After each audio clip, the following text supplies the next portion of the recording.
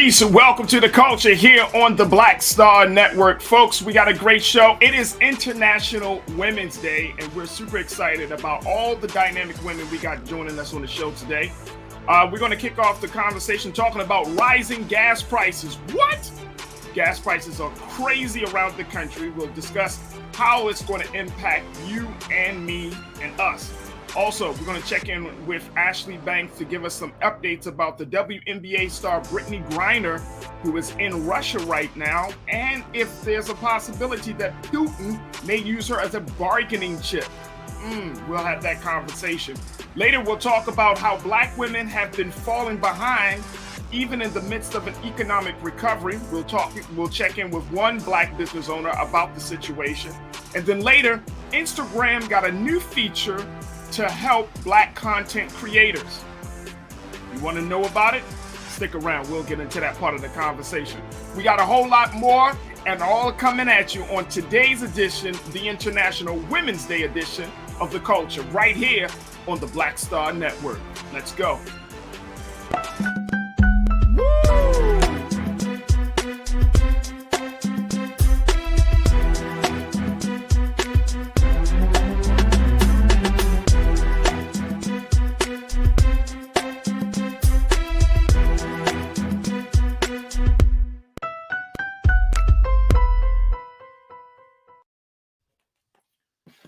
Folks, welcome to the show. Welcome.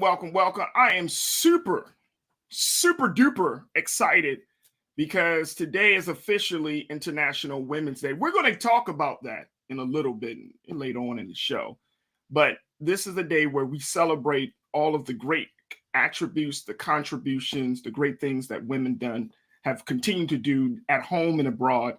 And if you haven't had a chance to really thank a dynamic woman in your life, then today is certainly the day. It's not like Mother's Day, but it's just for those women who put themselves out there each and every day. Those women, I'm talking about mothers and doctors and lawyers. I'm talking about teachers especially. I'm talking about women who are doing the work to make society better. And today we just want to say thank you, celebrate them. Let's learn the history of all of these dynamic and powerful women that come into our lives and the history of all of these women that have brought this country so far along. So today is the day to celebrate women as we continue to celebrate women during this Women's History Month. So today I'm excited because I got all women. I don't have no dudes, no men. I got all women joining me today. But the first conversation, of course, is that as we talk about women, we got to talk about gas. We got to talk about gas prices. So many people are on their social media right now, just pretty much blown away by the fact that gas prices are crazy.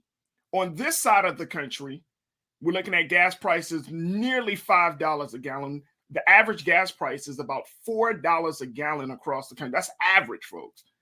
But in Baltimore, and in other places along the East Coast, you're talking about gas prices being closer to $5 a gallon. If you head over to the west side, to the West Coast, I feel so sorry for you folks in the West Coast. I mean, $6 and $7 a gallon. Oh my goodness. Will there be some relief in sight? People are saying it's because of the Russia-Ukraine conflict. But guess what? No one cares what's happening across the water if you can't drive your car. We're going to have a conversation. Let's bring the culture crew, my dynamic team of young women that are doing some big things. I'm very excited to have them back on every Tuesday. First, we're joined by Iman Heath, who is an entrepreneur and activist, and Lise Winnie, who is the host of Millennials Anonymous podcast. Ladies, happy International Women's Day, ladies. Happy International Women's Day. Thank you. Hey, sis. Hey, how are you? I'm good, Charlie. Love your hair per usual. Mm-hmm. Oh, yes, thank you. Yes. Y'all looking both dynamic and great and all that good stuff. So, ladies, I don't know if I know both of you. I think both of you have a car, if I'm not mistaken. But even if you didn't have a car, you probably wish you never did have a car. So I just want to correct you really quick, Faraji. Gas isn't nearly $5. It is $5. I pay for premium gas, and when I tell you, I'm not okay whatsoever. Gas is $5. I used to exaggerate when gas was $3.15 and $3.25. Oh, gas $5 is $5. No, y'all, it's really $5. It's $5. You need $600 a month minimum to drive a car at this point. Car note might be $200. Your car insurance might be $200. You said, wait a minute, how much are car notes now? Might be. I would say might be $200. Car notes haven't been $200 since the 70s. Listen, you need too much money to drive a car right now. It's ridiculous. No, car note. No, I think the average cost for car note, just very quickly, I think the average cost for car notes is about $400. Yeah, that's probably about accurate. I think the average cost is about $400, maybe $350, but I think it's about $400. But so let's throw in $250 a month for gas. Let's throw in $250 on top of that. Then let's throw in car insurance that's at least $200 on top of that. Faraji, I'm sick about it. I'm sick about it. Wait a minute. So, all right. So now let me ask you, Lise, with gas prices being at the price that they are in, does it make you rethink your routine, how you travel? I mean, yeah. I mean, when you have to pay like $50 per time you go, or 60 or 70, depending on the size of your car, it makes you think, well, maybe I don't need to go to the hospital right now. Maybe I should just wait. Like it really does make you second guess your choices of things that you're going to do. But I'm old enough to remember 2008. When this is y'all 2000 and late, like we've been through this before. Like this is not, unfortunately, this is not new. This is the same. I think the barrels, $130 per barrel, was back in 2008. There were so many people giving back them Hummers and all of those, the expeditions and big cars. I remember that. We're about to go back through that again, where you see people, luckily Teslas, and we have a lot of electric cars, because you know who's not complaining? People who drive in Teslas. They not complaining. Well, they're not complaining. That's true. But I mean, I do remember that time where, and this, the prices that gas is right now, it's actually has broken that record that was established back in 2008. So we are at a whole, like, really in an uncharted territory. Again, on the West Coast, they're seeing $6 and $7, and I want my culture club from YouTube and Facebook to check in about this. I mean, correct me if I'm wrong. I've seen pictures of they like $6.50, $7. If you ever been out to California, you got to drive. You just got to drive. You got to sit on that freeway. You got to move around, and it takes you about 30 minutes. It takes you 30 minutes to go everywhere, right? Just to go around a damn corner. And it got 10 lanes. A 10-lane highway. You still take 30 minutes. Wait a minute. All right, so 10-lane, yep, at least 10-lane highway take you 30 minutes. But what you said, Iman? In turn of the gas prices going up, like you said, you have to drive in most states. The Uber and Lyft prices have gone up. Even the group Ubers have gone up. Like, it's this domino effect is crazy. According to U.S. News, last year 245 million barrels we got from Russia as far as oil and petroleum, but most of our oil comes from Canada. But if that's the case, can we just be independent and, just work with Canada? Because they're up the street. Let's just work with Canada. We don't really have to participate with Russia. Well, they both. Well, I mean, that's part of the conversation. And actually today, President Biden announced that the U.S. will target, quote, he calls the quote unquote, the main artery of the Russian economy by banning the import of Russian energy products. So he said that they're banning all imports of Russian oil and gas and energy, and that that means that Russian will no longer be acceptable at U.S. ports, and American people will deal another powerful blow with his war machine. So the president warned that the move would probably increase gas prices across this country. So we dancing right now. We going back and forth with Putin, and then at the same time, when they see, I'm gonna go back to this analogy. When two elephants are fighting in the jungle, guess who gets Guess who gets stomped and trampled? The grass. That's us. We're the grass. We're just the grass and soil. We're the grass. Moving. Yeah. So when we look at this situation, I mean, many people are, and I'm being very serious, that people have now rethought their routine. I mean, if you got children in school, you got to take them to school. You know what I mean? Because some of us, they just can't walk to school all the time. If you got to go to work, you might be thinking, hey, I might do this at home. And the sad part about this whole situation is that we're still in a pandemic. That hasn't really been called off. There has been no major announcement said, hey, COVID-19 is over, y'all.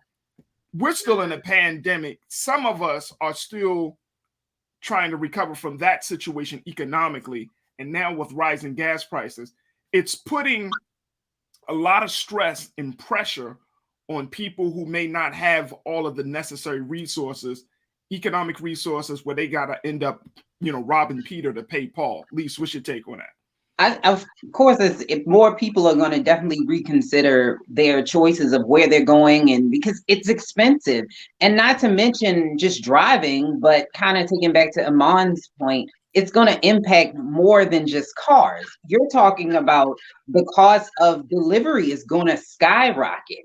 So now things like Amazon Prime and where they're going to get their money from when gas is high, they're going to raise the cost. So in the grocery store, you're going to see things get more expensive. You're going to see things get more expensive when it comes to delivery and transport and for the cost of goods and services. These things are going to start to add up. So it's unfortunate that we're just getting out of a pandemic, or they're saying endemic in some states. I think California said they're in the endemic, which is the end of the pandemic. But now we have all of this to deal with. The inflation is crazy. So I don't know, but hopefully we'll be able to do something, because we're not going to be able to keep with inflation. And then now these gas prices, no. People going to be asking, what's the least amount you can put in your car? No, and I mean, that's the other part, Lise, and I'm so happy you brought that up. We're in a pandemic. There's a war with a major superpower that has a lot of access to oil, and we're still in an inflation. An inflation we haven't seen as this high over the past 40 years. So you have those three factors creating what they call a perfect storm. I mean, it's not looking pretty for the American people. It's not looking pretty for the American people. And my hope, Iman, is that we unlike what we saw with COVID, we started off with this mantra of unity. The next thing you know, once the vaccine hit, it just became something totally different. So I'm not going to get into that. But the fact of, being in this place that this country is in right now, like the president is going to need to have people on the same page. And I'm looking forward to the polls. I'm looking forward to, after the dust settles and this dies down, if it dies down, whenever it dies down, what will be America's opinion about Biden, how he handled it? Are we looking at Democrats going completely Republican? Because when the Democrats and Republicans get mad at each other, they go cheat with the other party. So I wonder if that's going to be the case this go around, because we are being heavily affected. And like Lise said, as far as delivery goes, I was thinking of like Instacart and Grubhub and all those delivery places. If someone is driving is how they make their money. Imagine having to put $5 literally in your tank, a gallon, to deliver food, but they're not increasing your pay, or they're not increasing the charge they give to the customer, because they have to be reimbursed some kind of way. So it's when I say it's a melting pot that affects everyone, and hopefully we see the decrease in prices, but it's getting hectic out there. No, I'm so happy you brought that point up, because I think that is the other part. I mean, we were able to rely on Instacart, Uber Eats, and all of these like food delivery services at the beginning of the pandemic. Now, we probably won't rely on it. I mean, and people, and if we look at this, sisters, that it, like you said, it's a domino effect. if people got to pay more for gas, then you got to pay more for trucking, for delivery. Then you got to pay more for the people that are going to do the delivery. I mean, it just keeps going. Look, people are checking in on our YouTube page. Christopher checked in, one of our longtime watchers. He said, wow, this ain't funny. No, it's not funny. You got to laugh from crying, though. You know what I mean? You got to like make a little joke because you got to now deal with adult decisions on how you're going to move, how you're going to spend your money. Mm-hmm. This is the part of the adulting that I see a lot of millennials don't want to deal with. They like, nah, I just want to go home and chill with my parents. Like, gas this is the up type the of mongoose, okay? this Out the fire, is the the situation. mongoose. Yeah, this is the situation. Folks are checking in. My guy Damon checked in and he said $3.79 in Kansas City. So that's still relatively pretty simple. I need to get a book of flight. Y'all got what? Y'all got like good barbecue and stuff. $3.79 to Kansas City. Joynet LG, she said $7 in Los Angeles. Oh Jesus! $7 in LA. Look at that. You know what I'm saying? Like $7. I couldn't imagine. And look, and check this out. The president has to walk the fine line. And this is where I think a lot of people are going to have to, I think this is where the strategy comes in, Lise. The president's going to have to walk a fine line of trying to, quote unquote, isolate Putin, cut off any economic benefit to him and his administration and to the Russian country and to the Russian people, without squeezing the American economy. Now, some people are already saying that the impact of this hit at the pump won't be a long-lasting impact. But the way shit has gone in 2021, 2020, and now we're in 2022, it's hard for me to believe that anything is going to go according to plan. What's your take? I don't think it. At this point, just throw out the playbook. We just need to run whatever you got because the playbook is broken. Like, we can't even depend on it.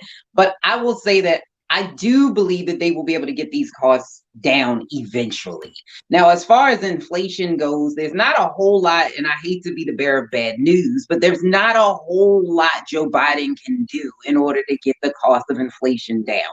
But when it comes to gas prices, with the sanctions that they're going to put on Russia, and now they're banning those products, we are going to see this go up. So I'm hoping that at least, this is what I wish he would have done during the State of the Union, at least explain that to the American public. Like, hey, there's something coming down. I'm just telling you that things are going to get a little bit more expensive, and explaining that to the public. But, we will get out of this. He did not do that, I don't think, very well at all. And so eventually, of course, war is probably not going to last forever, but we are going to feel this for a while. And it's unfortunate that a lot of people are just digging themselves out only to just be going back down the rabbit hole with the rising costs of gas. And when you talk about like Uber Eats and those drivers, like, it will impact them because they're independent contractors. So They must pay for their gas and the maintenance of their vehicles. And you're right, they're not going to pay them. So there's a lot of Americans who left the workforce and started doing those types of jobs. So we're going to see another dip in employment and people who are not employed anymore. So I'm hoping that the Biden administration does address these things and starts to do something, although there's not a whole lot he can do, unfortunately, to get costs down. But when it comes to Uber Eats, I don't use it as much because I'm not paying $75,000 for a sandwich. It's not that much. That was on a good. Well, you know what? I mean, here's the thing. Like, I think you make an excellent point. If the president, and it's so sad because this was his first State of the Union address, and it seems like, every conversation we had, we're like, wait a minute, how come he didn't say this or say that? Like, there seems to be all of these big missed opportunities for him to speak on certain issues. And I agree with you, Lisa. I feel like the president should have said, hey guys, hey to the American people, we're going to feel some hits. Because, and again, I think that's part of why America, we always find ourselves on the short end of big conflicts. We always get we always get the stiff arm because, you know, we kind of go into these situations thinking we're going to take control. And then when it doesn't go according to plan, it's like nobody is communicating to the American people truthfully, saying, look, truthfully, this is what we're doing, but here's going to be the impact. Here's the outcome. Here are the possible consequences. I'm going to lay it out for y'all. Have a PowerPoint, something. The American people, like we are in grade school. Like, look, man, this is how this country is run. This is how oil production works. This is what we're bringing in. I mean, something. I know that it's a big situation. You can't, you know, squeeze it all in. But there needs to be something. Like, there can't be just rhetorics and saying we're going to get through this. Because people, unfortunately, Iman, can't see past the day. They can't see past the next 2 days. Today is Tuesday. They can't see past Friday. You know what I mean? They're like, oh man, I got to get through Friday. I got to get to the weekend. And they were already maintaining what we've been doing with the pay they were receiving. Now everything is going up, but pay isn't increasing. Yeah, that's the, like Lee said, people have been trying to dig themselves out to now only go back in that rabbit hole. And America feels like that cousin that calls you, hey, pull up, have a situation. You don't know the extremity of the situation. You get there, the house done caught on fire, people outside acting a fool. It's like, wait a minute, you didn't tell me all of this. You didn't warn me. So I think taking a direct approach with saying, hey, y'all, look, we know gas prices are going high. We feel you on inflation. We're doing what we can. Here's the plan. This is what it looks like. Then move on to the next subject. But like you said, at least touch it and make it seem as though we're being our plight as far as these gas prices is being acknowledged. Right. No doubt. And I think that's the type of communication. Again, I know people are checking in. They're saying, you know, Brock said, look, Brock Diamond, our president is trying, and all we do is nitpick. Sad state of affairs. No, it's not about nitpicking. This is not about nitpicking. I'm not going back and forth with the president and his messaging, his narrative, not going back and forth. We're not talking about that. I'm talking about, we knew the cause and effect. We knew Russia was going to go and attack Ukraine. We knew that there was going to be some blowback. Just let the American people know. That's one of the big things that this country does not do well in. We do not let the American people know what's going on the front end. Instead, we learn about stuff after articles, years, and all of this stuff has to happen. And then we're like, oh, that's what happened. Oh, damn, I didn't know that. But the presidents need to let people know on the front end and stop thinking that the American people don't have the resilience to be able to handle whatever is coming to this country. Like, we're just weak-minded individuals. They can't handle that, or we won't be able to say that, or no. Or look, if you speak truthfully about any situation, yes, the truth will hurt sometimes, but guess what? We will respect the leadership more if the truth is spoken more often. We will believe people. We will be like, okay, that was a hard pill to swallow, but at least they were honest. And now I can trust their judgment moving forward because they were honest at the very beginning versus all of this other stuff, Lise. I agree. And I don't dislike his speech. I actually think Joe Biden did better than I expected. And I get what he was trying to do. He did the laundry list that every other president has done in the past. But I think that because of the situation that we're in, the pandemic that we're in, we're in a war at the time. Well, we weren't in it. There was a war going on at the time of the speech. I think that this would have been a great opportunity to say, hey, you know what? It's about to get worse, but we're Americans. We can handle it. And there is a light at the end of the tunnel, at least that. But I'm not the person that's nitpicking because I get it. He came in at a time where I don't know. Like, he came in at a very tricky time, but I wish he would at least said, you might need to twerk something in order to get That is. We're going to end this conversation on that note. Look, we're going to take a quick pause. When we come back, we're going to switch gears. We're going to give you the latest developments with the WNBA superstar Brittney Griner. We're going to be checking in with journalist Ashley Banks to talk about that situation. And at the 4 o'clock hour, why are Black women still coming in last, even during an economic recovery? We'll talk to one Black business owner about her trials, her tribulations, her joys and challenges of owning a business as a Black woman in America. So stay with us. A lot to get to in the second 30 of The Culture right here on the Black Star Network.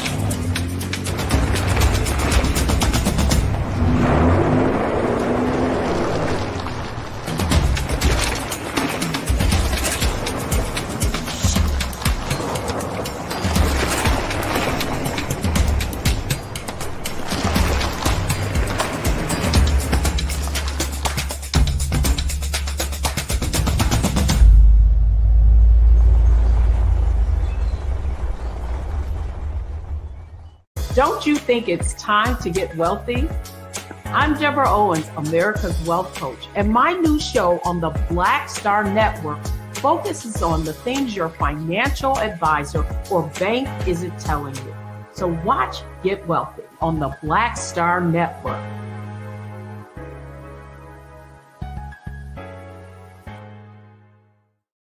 Pull up a chair, take your seat. The Black Tape with me, Dr. Greg Carr, here on the Black Star Network. Every week, we'll take a deeper dive into the world we're living in. Join the conversation only on the Black Star Network. Hi, I'm Dr. Jackie Hood Martin, and I have a question for you. Ever feel as if your life is teetering and the weight and pressure of the world is consistently on your shoulders? Well, let me tell you, living a balanced life isn't easy. Join me each Tuesday on Black Star Network for A Balanced Life with Dr. Jackie. We'll laugh together, cry together, pull ourselves together, and cheer each other on. So join me for new shows each Tuesday on Black Star Network, A Balanced Life with Dr. Jackie.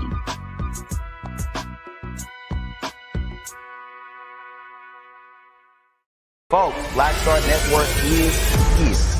Oh, no punches! I'm real revolutionary right now. Support this man, Black Media. He makes sure that our stories are told. Thank you for being the voice of Black America, Roland. Stay black. I love y'all. All momentum we have now, we have to keep this going. The video looks phenomenal. See, there's a difference between Black Star Network and Black-owned media and something like CNN. You can't be Black-owned media and be scared. It's time to be smart. Bring your eyeballs home. You dig?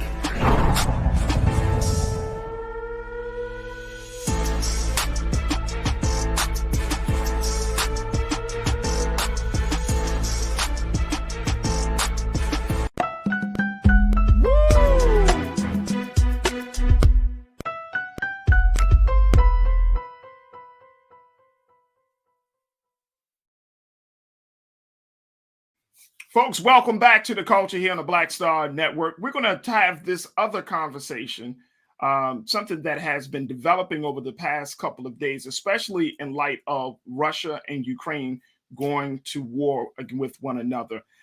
We want to talk about how WNBA star Brittney Griner, who has been in Russia for some time now, since February, talking about some of the latest developments in her case. And we want to bring in journalist who serves as a contributor for Essence and Revolt, Miss Ashley Banks, to be a part of this conversation. Ashley, thank you so much for checking in with us on The Culture here on the Black Star Network. How are you? I'm doing all right. Thank you so much, Raji, for having me. I think this is an important discussion that we're about to have. Yes, absolutely. And in a few moments, we'll be bringing back our members of our culture crew, Iman Heath and Lise Winnie, in a moment. But Ashley, talk to us about what you have learned about this Brittney Griner situation. And then it still seems very like fuzzy and cloudy. The fact that she was in Russia before the conflict started, and then now she's still detained in Russia. But people are asking is, why was she in Russia in the first place? Right. Like you said, Faraji, a lot of information is fuzzy. First of all, we have no idea how long Brittney has been in Russia. We just know that she had been going to Russia during the WNBA's offseason to participate in Russia's league. And there she was earning about $1 million annually. And she was only there to supplement her income, Faraji. As you know, WNBA players do not make nearly as much as NBA players. So sometimes they go overseas simply to supplement their income. And so all we know is that she had been there since February. She was arrested sometime in February for having vapor cartridges in her luggage that contained hashish oil. And so right now she's being detained. I was looking around trying to do some digging, and as of right now, no one really knows where she's detained, or at least that's not public information. And basically, Russian authorities released her mugshot today. And so that's like the first time many people have even seen Brittney Griner. And over the weekend, that's when it became public that she was even being detained. So many people are under the assumption right now that she's going to be used as a bargaining chip.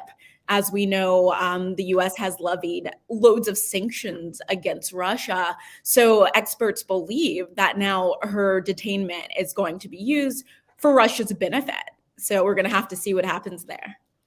So there has not been any official word either from the Kremlin in Moscow or from the White House about any of this situation happening. No, they've been, like you said, that word fuzzy. The Secretary of State didn't really give too much information about what's happening over there.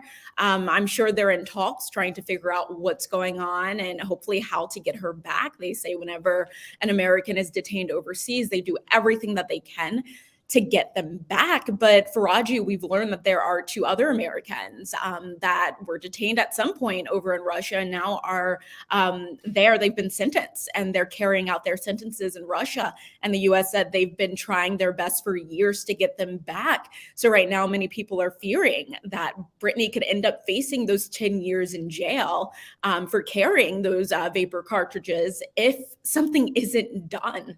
So it's going to be interesting to see what happens. But no, the U.S. government has kind of been hush-hush on the facts of this case. You know, her wife, Zoe Griner, wrote on Instagram yesterday, quote, "There are no words to express this pain.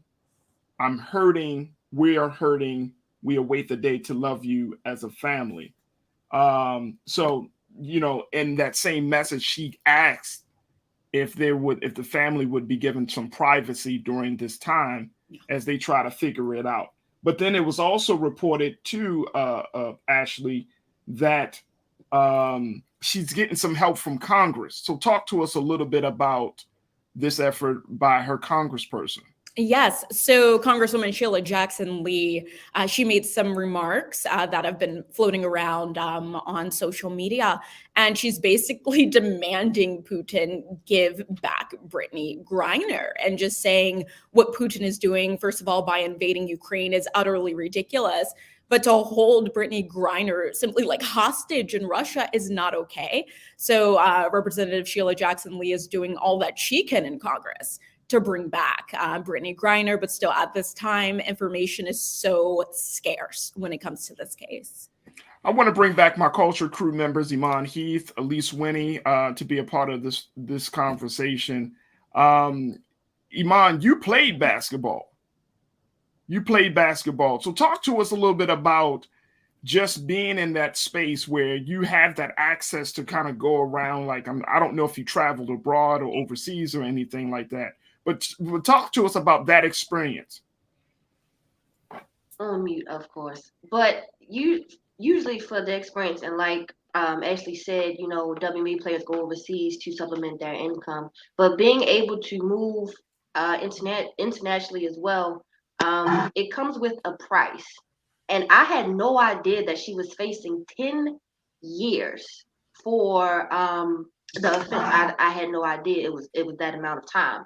But honestly, I'm gonna say it's the accountability part. You have to be able to be accountable for your actions, because again, when you are playing basketball, playing a sport, especially as a woman, there are of course double standards, but certain things we just have to triple check over to make sure we do not get caught up in the mix up or the mess, especially as far as travels. Because as far as I've learned, that WNBA players have to provide their own fund their own costs to fly and whatnot. So when you have those type of stipulations on you, especially the spotlight, because Brittney Griner is very popular WNBA player. She's a seven-time All-Star. So it's just, we gotta be way more careful than what we've been. But it's a privilege to be able to go from one country to the next to do something that you love to do. But it comes with a price. We got to be careful. So at least, and I think to the point of her wanting to go over across the waters to make some additional income, you know, some people may start to criticize that, or that could be a way, especially now, it could be a way to heighten the conversation that WNBA players need to get paid more, so that way they don't put themselves in precarious scenarios like this one. Yeah, I agree that, I mean, this is International Women's Day. We have seen that the women's soccer league now makes more money, so they were able to win that lawsuit that they had. I think that this is a conversation that we need to have. Women basketball players in the WNBA should be making more money. The unfortunate part is that the Americans, we say that, but we do not support the sport in the same way we support the NBA. If they don't have the marketing and the sponsors, and they don't have the people who are viewing it and buying the tickets, they're not going to get the higher pay. They're not going to pay them more. So as the public, we owe those WNBA players the same type of support that we give the NBA. Like, we need to buy tickets. We need to, share their content. We need to make sure that we're supporting them, so that the people at the top understand that people are going to pay to see it, and that people should put sponsors in the WNBA so that they can make more money. But absolutely they need to. I wish I could make a basket. The only baskets I know how to make, maybe a picnic basket, boo-boo, and yogi debate. That's it. That's all I think. Well, let me ask you this though, Ashley. With that being said, I mean, this is kind of hitting from within the intersection of pay, gender pay, politics, and in sports. Like it all kind of comes crashing together in this one case. From your vantage point, what's the possibility that those things can be addressed and that Brittney Griner can come home? Yeah, that's a great question. I did come across this report that said it had nothing to do with the pay. Of course, that's been a thing that people have been asking for years. But like your other guest just said, we have to support the WNBA for that to even take place. But I came across a report from an expert that said it would be in Russia's best interest to give Brittney Griner back, because basically their economy functions off of sports, just like ours does in a sense, right? And so over in Russia, when it comes to basketball players, they get most of their basketball players from America. It comes to American women. And so it would be in their best interest to send her back, because if they don't, then American women won't feel safe going to Russia. They're going to end up staying here and just not going and helping to boost their economy, essentially. And so it's going to be interesting to see how it plays out. But as we know, when it comes to Putin does whatever the heck he wants to do. And it doesn't matter how many sanctions right now that the U.S. is levying against Russia, or other countries are levying against Russia or have levied against Russia. But it's going to be interesting to see how that plays out, and if the conversation surrounding the pay with WNBA players versus NBA players actually becomes a real conversation, and something actually takes place in this country after this. So as of right now, Brittney Griner is a political prisoner. In a sense, yeah. And that's what a lot of people are saying, that she is a political prisoner, because once again, She was detained back in February at some point. We still don't know when that was, but it wasn't until this invasion took place that Putin even made the announcement that she was detained. So in a sense, yeah, you could call her a political prisoner. It's pretty sad. She went over there simply to supplement her income and to feel equal to NBA players in this country. And now, unfortunately, her safety is at risk, and she could spend the next 10 years over there in Russia in jail. I mean, this is kind of very hard to wrap my mind around, just simply because I really, really hope and pray that Brittney is able to be released very, very soon. But I know that the tensions between the United States and Russia is very high. And, you know, with how things have gone, the language that's being used, just everything, it just seems like, you know, she might be sitting there. Hopefully she doesn't, but she might be sitting there for some time. And that's very concerning. Like, that is very, very concerning. Now, if they use her as a bargaining chip, and I'm asking all you ladies what your thoughts are about this. If they use her as a bargaining chip, is there any sense of what they might want from the United States at this point, Ashley?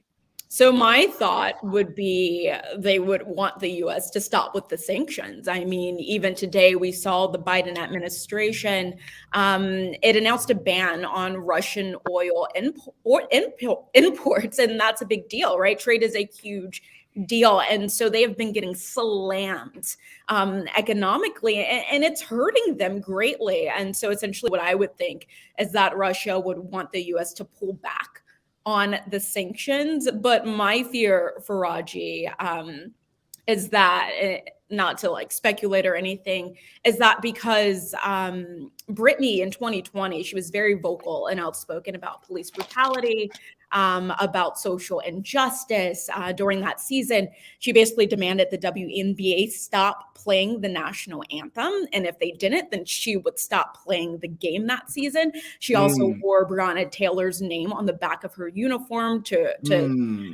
bring awareness about what happened to Breonna Taylor. And so I am just hoping that she's not left out there to dry, because she was somebody who was outspoken about the issues in this country. She has said time and time again that she is proud of this country, right? She has pride for this country, rather. Her dad was a Vietnam vet. He was a police officer for 30 years. And before she became a basketball player, she thought she was going to become a police officer.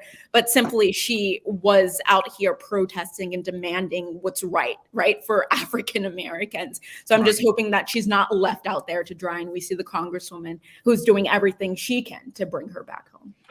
Iman, you got a question?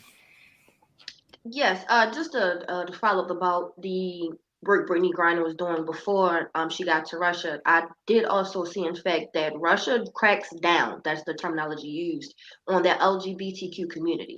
So Ashley did hit something on her nose when she said it could be, you know, possibly the situation as far as holding Brittney as a political piece, but she also fought against, besides police brutality, LGBT community. So I think that could also be a part that's playing into it as well. For Putin trying to, whatever he's trying to do, make his point with her, but that could be a good reason as to why she'll be held. Can I jump in real quick? Yeah, go ahead. Really quickly, like you were saying, over there in Russia, they have very harsh laws against same-sex marriage. Like, it's banned. And so, like was just stated, yes, they could levy laws or penalties against her, in addition to the 10 years she could face for the drugs that she was carrying. I have a question too, if it's okay, Faraji. Yeah, go ahead. So I know that Trevor Reed, who is the former Marine who has been locked up in Russia since 2019, I know that they mentioned that his family was going to reach out to her family and maybe try to get something going, because they're saying, like, the Russian ambassador or the U.S. ambassador to Russia there actually said that his charges were completely false, like they were made up. Is there a possibility that if those two families, I'm not sure about the third American, if they are able to work together, if it could benefit Brittney in a way? Ashley? So I'm not sure as it pertains to that, but yes, there are two white men in Russia that are currently serving out sentences, and they say that they were sentenced on false charges. And what I believe could potentially happen is if they're not able to bring Brittney Griner back within the next few weeks, she could be sentenced to these 10 years. And we could see her carrying out this sentence just like these other two men, unfortunately. And one of the things too about this whole scenario, Ashley, is the fact that the team that she went over, and this was something that news outlets are starting to see, that the Russian team that she was over, that she was connecting with, may be connected to a Russian oligarch, somebody that has close ties to President Putin, and as a result of that, of these sanctions, will not be able to make moves and to make the type of decisions they need to make in order to get Brittney free. So how does that play into the situation that if her Russian team or her Russian benefactors, the people that brought her over, are oligarchs, and then now their money is dried up, they won't be able to make any financial moves. And then at the same time, here in America, we're not supporting Russia TV. We're not supporting Russia, expression of any kind at this point. How do we break away from that to make sure that the story of Brittney Griner gets out there to the people? Yeah, I think simply by doing what you're doing now, and there are a lot of people on social media who are doing everything that they can, but it's up to us, right, to pressure the government, our government, to get answers. We can't leave her out there, especially right now, what's happening with Russia. Putin is a dictator. Putin is going to do whatever he wants to do, like I said before. And although she did, Brittney might have had people in her corner that had close ties to Putin, they have to watch out for themselves. They have to protect themselves. They have to protect their bottom dollar, right? And their families. And so they don't want to get in between this. They don't want to have to, answer to Putin on this matter. And so it's up to us, the fourth estate, to really hold the US government accountable to do what they can. But it is against the law for the US government to bargain with American lives. And so it's going to be interesting to see what takes place here and if Putin really does use her as a bargaining chip and how the US responds. But better believe the Black community is watching the US government and their response on this. And it's up to us, once again, to just continue to pressure the US government and to follow through with the Congresswoman Lee, to see what happens here. I know Congresswoman Sheila Jackson Lee is a strong advocate of a lot of issues pertaining to our people, but I'm gonna be honest with you, Ashley. I'm a little bit nervous about holding this administration accountable, just because the track record of the Biden-Harris administration when it comes to matters that are highly important to us is not that strong. It's not that good. And so I'm wondering, how far up the totem pole, how much of a priority is the Brittney Griner case? Yeah, no, I'm with you on that, Faraji. For instance, I wasn't surprised, and it needed to happen, but when I saw the announcement about the ban on the oil imports from Russia, I'm just like, are we even thinking about Brittney at this moment? Or are we just going to keep doubling down on Russia, which is something that needs to happen? But of course, we're not hearing much about Brittney Griner. So it's making me question what is going on, and is the administration, the Biden administration, doing anything? And like you said, a lot of the Black community does not have faith in the Biden administration at all. And so once again, it's going to be interesting to see what happens. But a lot of people have been criticizing this whole matter and saying that if it were an NBA player that were over there, let's say Steph Curry, for instance, was over there and detained, this country would be doing everything they could to get him back. Heck, he'd probably be back here in this country at this moment as we're speaking. Yeah. And so that's a great question that you're asking. Is she a priority? I mean, she hasn't been a priority when it comes to paying this country. So we're going to see if she really is a priority to this country and to get her back here safely. I mean, and sisters, I really hope that she, by her being vocal, that doesn't become a consequence for her. You know what I'm saying, Iman? Like that it doesn't become a situation with the WNBA or the government or Russian government. Everybody's like, oh, so you one of them people. So I honestly agree that could be it. Like you made a great point. I think it could be consequences, and there most likely will be consequences due to her opening her mouth or saying what she has to say on the back end. Also, her wife but it may be backlash depending on the comments that she tweets or what she has to say about, what they're doing in Russia as far as Brittney Griner, but it will be pushback. Then to even add the pay, like Ashley said, she already wasn't a priority here. So now that she's in Russia, and we're just now finding out about her being detained, it's March 8th. We don't know how long she was detained for February, but she wasn't a priority then. I don't think it's going to change now unless she is used as a political pawn, and that'll be it. Yeah, I mean, and I'm thinking about the other time when they had ASAP Rocky, when Trump got him out of, you remember that, Ashley, when he was, he was, I forgot what country he was in, but ASAP Rocky was over there, hip hop artist.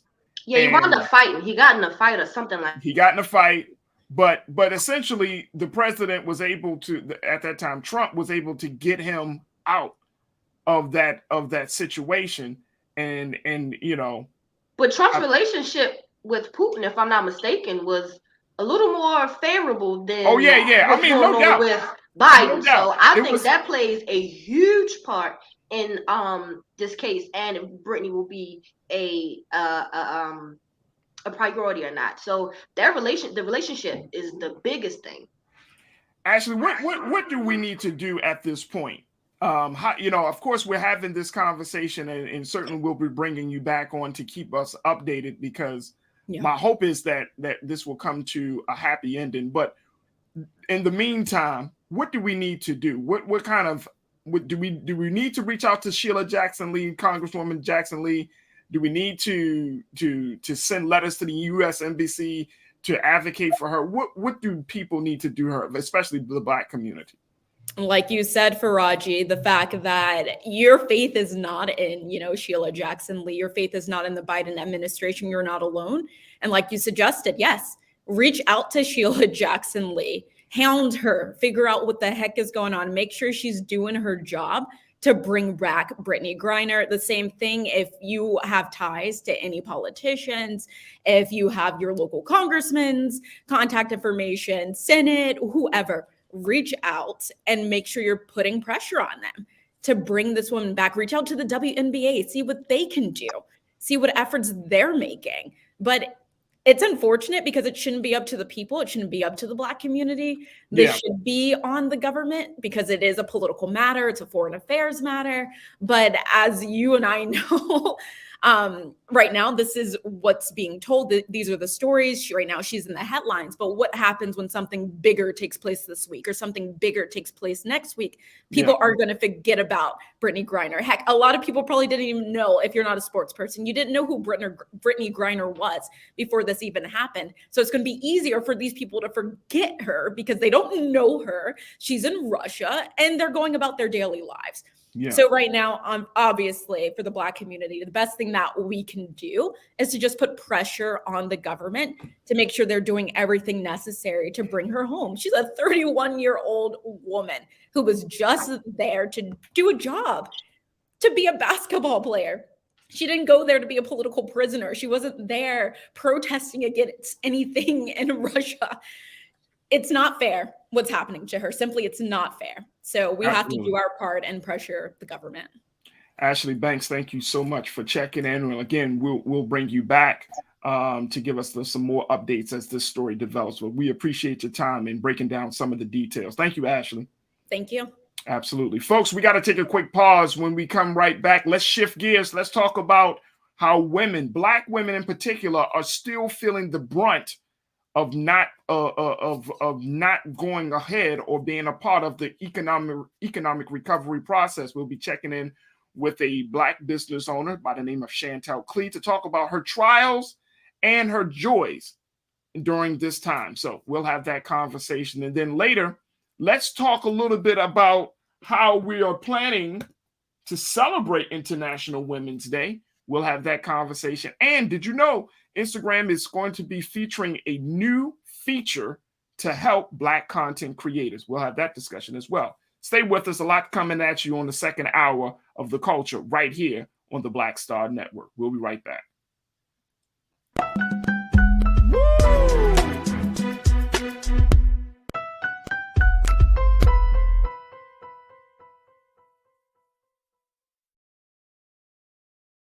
Don't you think it's time to get wealthy? I'm Deborah Owens, America's Wealth Coach, and my new show on the Black Star Network focuses on the things your financial advisor or bank isn't telling you. So watch Get Wealthy on the Black Star Network.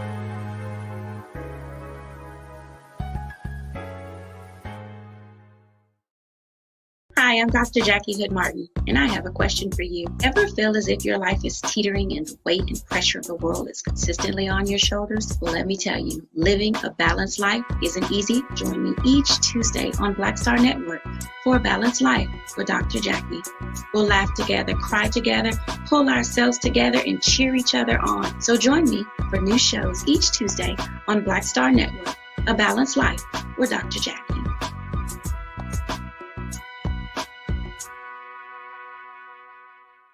Pull up a chair, take your seat. The Black Tape with me, Dr. Greg Carr, here on the Black Star Network. Every week, we'll take a deeper dive into the world we're living in. Join the conversation only on the Black Star Network.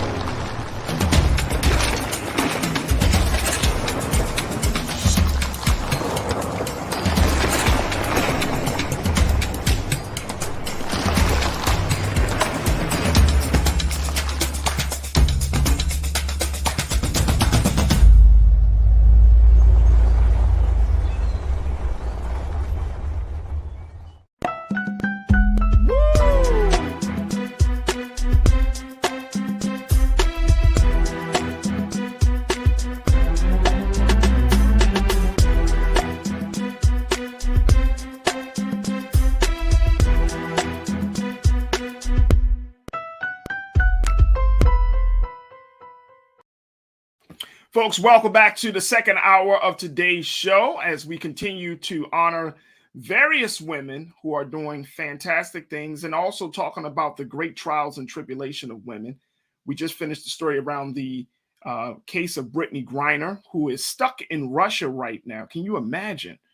She's stuck in Russia, and we're still trying to figure out what happened, how long she's been there, but most importantly, how can we bring her back home? And so, again, folks, as you heard our contributor Ashley Banks talking about, just some of the big struggles and the obstacles of getting her back, and we need to make sure that we put the necessary pressure on the Biden-Harris administration. Calls to the U.S. Embassy, calls to Congresswoman Sheila Jackson Lee and others to bring the story of Brittney Griner, to the forefront.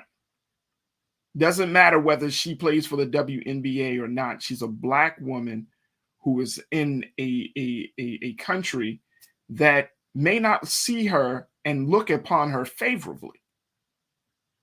And so we just need to make sure that we galvanize and organize and use our respective platforms to bring Brittney Griner home. All right. But we want to switch gears in this next conversation because As we are celebrating International Women's Day, we're also finding that women are still being put to the side. And we're finding that, and this is the case in the when you're dealing with the issue of business and women moving progressively. According to the Bureau of Labor Statistics, Black women were one of the groups hit the hardest by unemployment. The BLS stats show that February had been a great month for the economy since COVID, but Black women in particular continue to struggle. The national unemployment rate fell from 4% to 3.8%. However, even with the increase of more jobs, Black women were still left behind.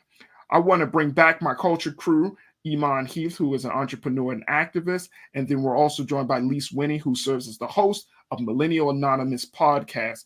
And in a few moments, we'll bring in Chantel Klee, who serves as the president and executive producer for Chantel Klee Productions, and giving us her insight about the situation. But very quickly, Lise, when you look at how Black women are left behind during this economic recovery, why is that? I think that's a great question. One thing I think, of course, with systemic racism, that it impacts almost everything that we do. And not to mention that Black women are not only Black, they're also women. So women tend to have to leave the workforce because they tend to rear the children. So they have to take off time from work. Therefore, they're not able to climb the same way up the corporate ladder that a man could, because they do have to take more time off of work.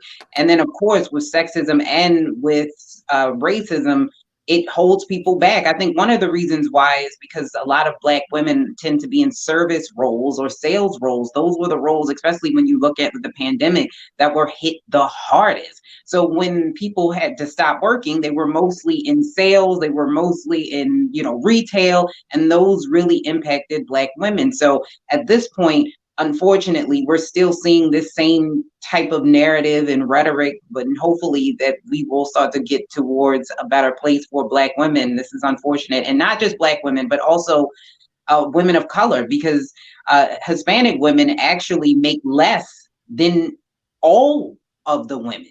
So we do need to look at them as well, because they've also been impacted by not just the pandemic, but, life in general. Absolutely. Iman, what's your take on this? Black women still being left behind even during this economic recovery. So according to the Harvard Business Review, 61% of Black women self-fund their startup costs. So to even try to get a loan to start a business, depending on what the business it is, and like Lee said, it's mostly retail. We go into independent health fields. We're caretakers. It's a lot more that we do as far as frontline service, and only 47% of white women go into those fields as an entrepreneur.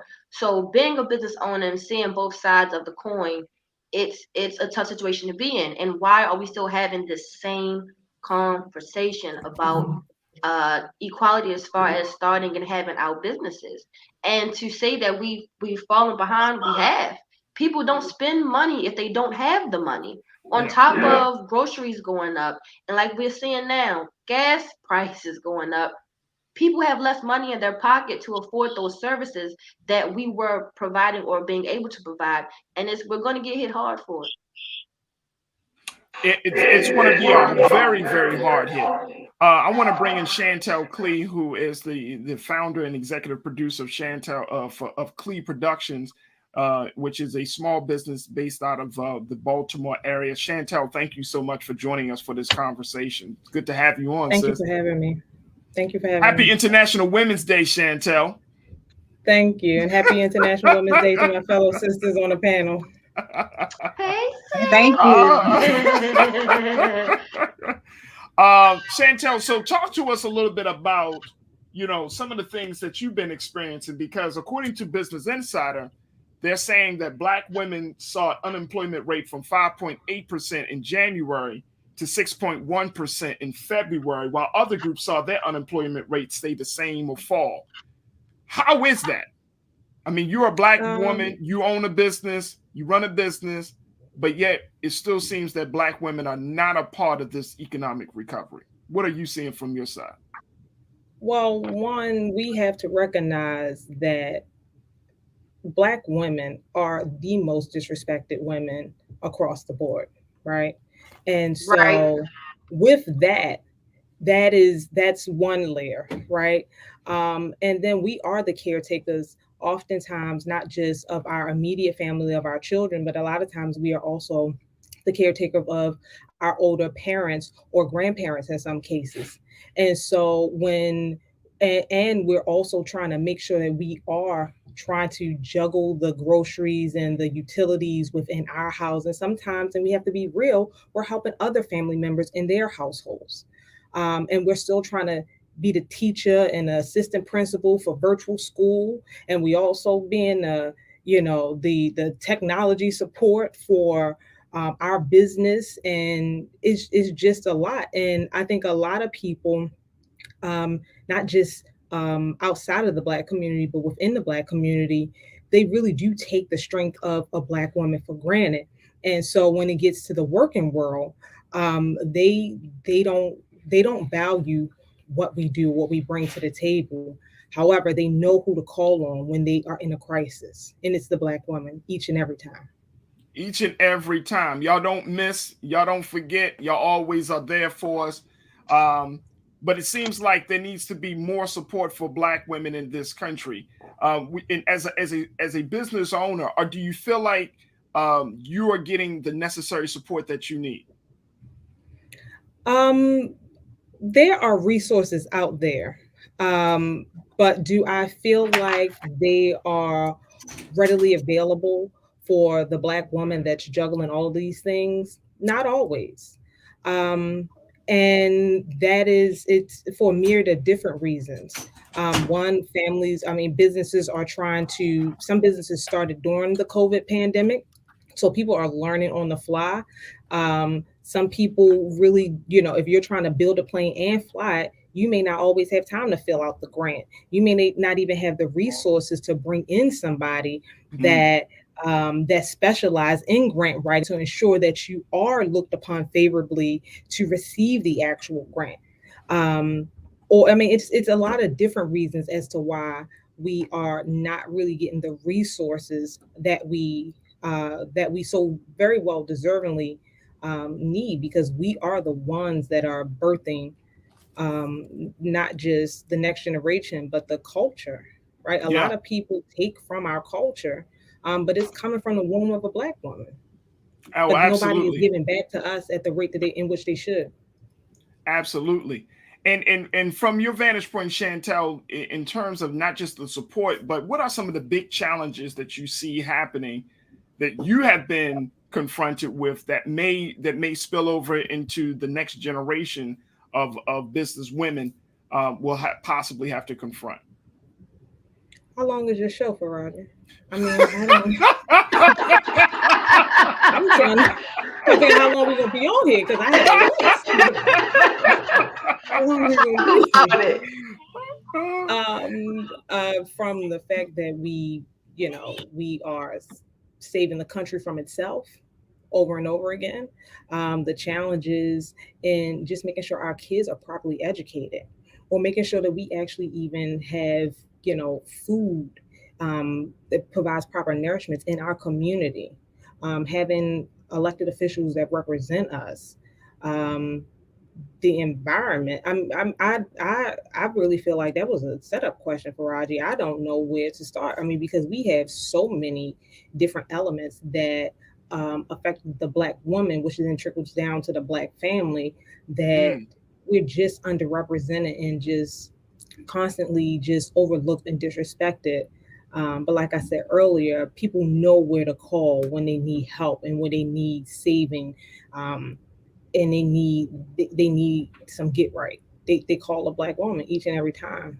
And so unless we, and this is not a part of the question, but I do appreciate that we, have a beautiful, dreaded chocolate Black woman that could possibly be on the Supreme Court next, right? But getting there, why are we still making Black history in 2022? Well, I mean, and I'm gonna let my sisters, speak to that, because I ask the same question all the time. Like, we're still being first in 2022, at least. Like, what's going on with that?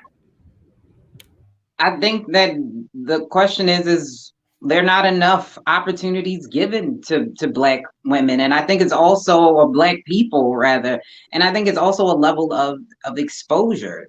Unfortunately, because there is this limit to what a lot of people think that Black people are able to do, or Black women are able to do, they don't always get the exposure. If you go out, and I used to be in the nonprofit world, and I in workforce development, and you talk to the children, Black children, and you ask them what they can do, they think it's like 5 things.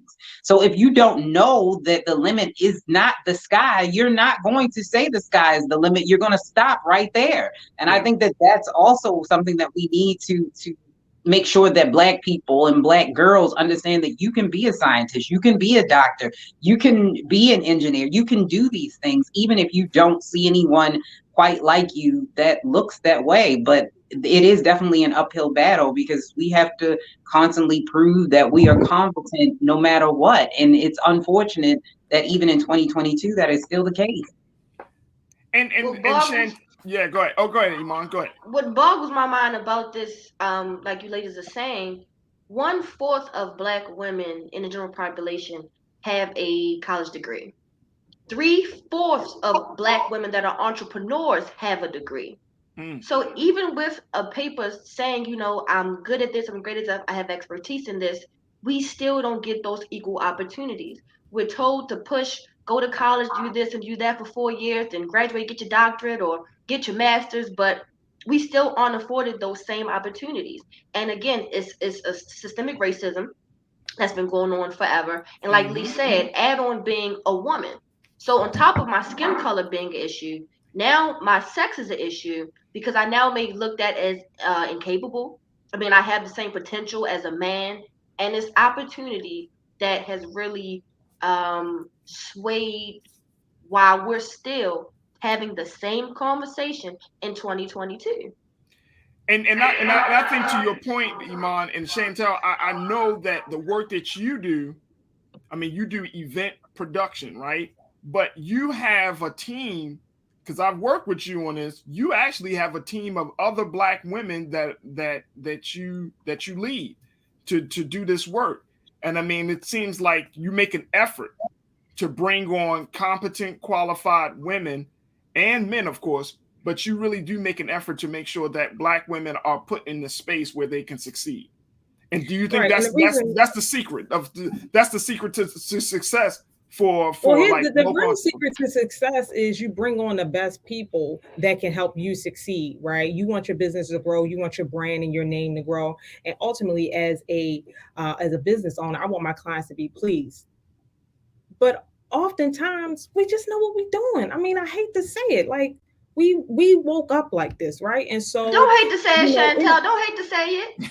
I won't. I mean, I just want everybody to know, like, people come to us for a reason. It's not just because our melanin is beautiful, because we know what we're talking about. And a lot of the things that we birth, we are ground zero. And so when it comes to being intentional on making sure I am partnering with other business women, it's not just because of the agenda, but they are the best in the field and in the space in which I am consuming. And the other piece to it is, oftentimes we don't get a lot of opportunities within an event. Production can be a very male dominated space. Yeah. And so a lot of times, guys will look at me as I am crazy when I'm asking for certain things, and I'm speaking their lingo. And a lot of times, they want to mansplain me and things of that nature. And when I work with women that understand that, I don't have to decode what they're saying. We understand the language and we work towards excellence. I don't have to be in a space where I'm guessing, do I need to make sure I'm getting, I'm hiring the right amount of women versus men ratio. I don't have that issue. I woke up as a Black woman. I'm gonna close my eyes as a Black woman, and I'm very comfortable with making sure I'm pulling my sister up because somebody had to do it for me, and I still want to continue to climb, right? And in order for us to continue to birth this beautiful culture, I have to help support. I have to be my sister's keeper. Even though a lot of people across the country don't do that for us, I know that what I do is not just supporting and entertaining and educating and empowering the Black community, but it's for my sister because she has within her the womb to give birth to the next generation. And so just on that alone, I respect that because I'm a mother. Right. And having a business, birthing a business and having kids, it's a lot. And so why not? And, again, like we know what we're doing. Like we come in, a lot of people are calling Olivia Pope for a reason. Right. And everybody looking at Black women like we're all Olivia Popes in whatever field we're in because we know what we're doing. And when like she's saying, when the country need help, who they call? They're coming to Black churches on Sunday mornings. They're making sure they come in there on when they wear the good big hats, whatever Sunday that is. Right? Their political campaigns are making sure that they understand what Sunday is the best Sunday because they know they're gonna touch the pews where the Black woman resides. Amen. Iman, go ahead. What's your take? Or what's your thoughts on that? Like she was saying, we have to be the ones to pass the baton. We have to be the ones to say, you know what, sis, I see in this area something may be off. Let me help you. There is enough money in this country to go around. There is enough. You don't have to downgrade your sister who may be in the same field as you. Oh, her balloon arch isn't as nice as mine, or her color scheme isn't as nice. We don't have to do that. There is a customer for every entrepreneur. And this is a fun fact in case nobody knew, because Chantel said this as well in a sense. Black women, we are the creators. That's what we are. According to our genotype, and this is a fact, the Black woman has every genotype possible there is to create. So we literally do wake up like this. We woke up being this creator because that's what we are and who we are. But we got to pass the baton. Just because I may braid hair and sister down the street, Ashley might braid hair, I wouldn't say, oh, her quality isn't this, her quality isn't that. Or, hey, sis, how can I help you? How can I assist you? Because, again, we have that womb literally to birth and create this flourishing culture as far as Black women as entrepreneurs. But we have to pass the baton and stop being afraid of maybe she'll get ahead before I do. Maybe she'll crack the code before I do. You don't always have to be the first. Just be a part, and that's okay. Right. And the other thing that I would say, and I tell some of my other friends, I'm not in competition with my sister. Everybody else is beating down on us. I don't need to fight my sister. Right. And I work hand in glove with two strong women, Intel Media Group.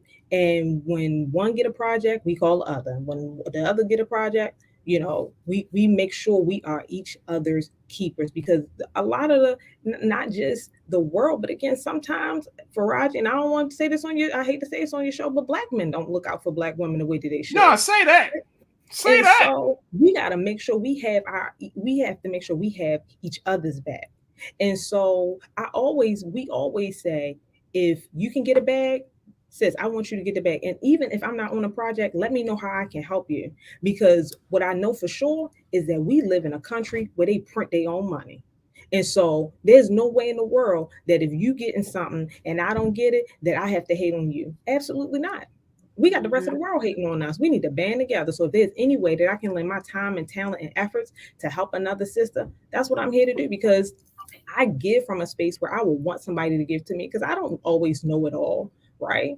And as I continue to grow, whatever I have and whatever I've gleaned from other people, I want to sow that seed into another, or to another Black person, to another Black woman, so that they can continue to grow. And the other thing, more importantly, what is for me is for me. And what's for my sister is for my sister. And so me hating on another sister is not going to stop the blessings that I have for me, because just like these glasses I have on my face, my prescription is for me to see through. That's what God gave me. So what he has lined up for me is for me. And if I give my sister my glasses for her to see through, she's not going to be able to see through. You know why? Because that prescription is not prescribed for her. She has her own glasses. She has her own lens to see through. She has her own journey. But who's to say that I can't help to make those corrections? You know, when the doctor is you're in the doctor's chair and they're flicking the different little nozzles or whatever. Why can't I be that person to help make the adjustments to make it a more cleaner or crisper or a smoother path for my sister? Because the way in which I give is the way in which God gonna bless me back. So I want my sister to win. When she win, when my sister win, I win. So when we look at this situation, Lise, and hearing Chantel, I'm inspired, you know, but I think one of the big things is that, you know, if Black women aren't getting support from the industry, and then Black women aren't getting support from the community or at home, then there's still some work that needs to be done, especially bringing Black men into a space to respect the Black woman enough to want to support her. Because some men still are old school in their thinking that, oh, the woman can't make more money than me, or a woman can't make greater progress than me, therefore I'm not going to support her, you know? And that's that foolish, misogynistic type of thinking that has kept us in a place where we can't thrive, at least. And that's something I'm for this show.